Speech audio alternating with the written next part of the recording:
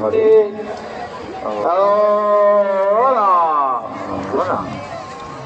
আমাৰ মাজত আহি ইতিমধ্যে উপস্থিত হৈছে প্ৰাক্তন সাংসদ শ্ৰীমন্ত শংকৰদেৱ সংঘৰ এগৰাকী অত্যন্ত শুভাকাংক্ষী ভাৰতীয় জনতা দলৰ ৰাজ্যিক সাধাৰণ সম্পাদক পল্লৱ লোচন দাস ডাঙৰীয়া। আমি তেখেতকো আদৰণি জনাবৰ বাবে সেৱা নিবেদন কৰিছোঁ।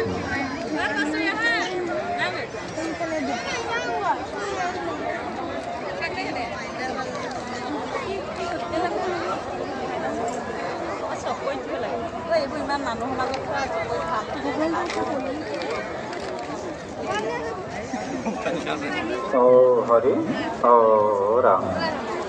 আমি আদৰণি জনাব বিচাৰিছোঁ ভাৰতীয় জনতা দলৰ ৰাজ্যিক সাংগঠনিক সাধাৰণ সম্পাদক